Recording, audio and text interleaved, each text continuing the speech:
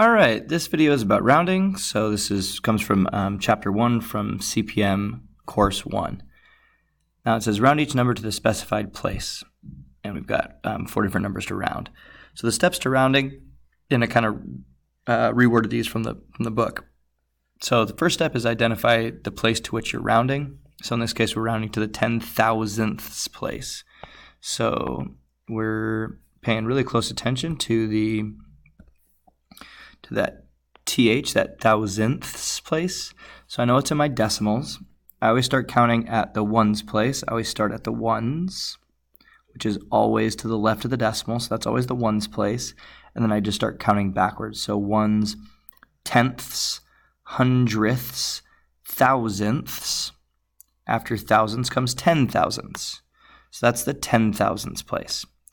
And then I look, so now I've got my place value, so I've identified my place value. Now you look at the number to the right. Now if the number to the right is a 5 or more, that is going to increase this digit by 1. So how do I go from a 9 to a 10? Well, the only way to do that is to basically think of this as a 29 and increasing that by 1. So if that becomes a 10, well, that's going to add an extra 1 here. So instead of it being 29, it's going to increase to 30. So we're going to have everything in front's going to stay the same. So 3, 3, 5, 4. But since this 9 becomes a 10, this is going to make this go up as well. We're going to have to carry it, and it's going to become 30. Now anything behind it, anything to the right of it, are place values. So that's the 10,000ths place. Anything to the right, it becomes zeros. And I always ask myself, do I need that extra decimal digit? And the answer is no, we don't need that 100,000ths. So that's the answer for the first one.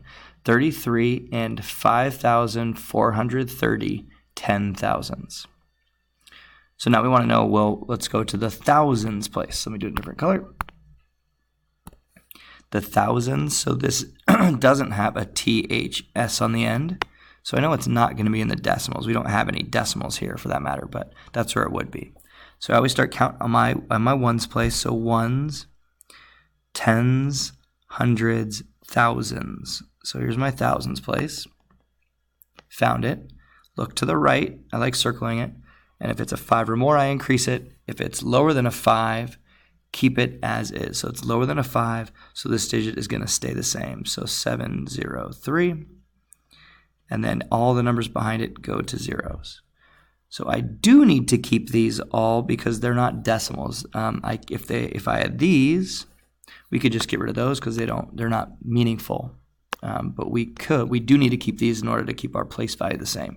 If we got rid of that, that becomes 30,700 instead of 307,000. All right. So that is the answer to that B. So now we're doing hundredths place.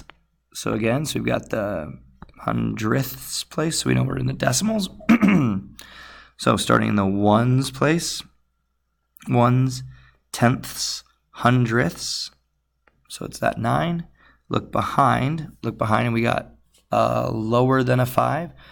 So it's going to keep the 9 the same. So it's going to stay the same. 9, 3, 5, 8, 2. And then everything else, zeros. I ask myself, do I need these zeros here? Does it change the value of this number? No, it does not. So I'm going to erase them. Last one, let's round to the nearest tens place. Round to the nearest 10. So that's ones, tens. So underline it, circle. That is lower than a 5. So we're going to keep this the same. So that becomes 1, 8, 6, 0. And then 0, 0. So I ask myself, do I need all these zeros? Well, I don't need these decimal zeros, but I do need this 0 to keep it a 10 instead of a 1 here. So I do need that one. So there you go. That's that problem, and hope this made sense. See you guys later.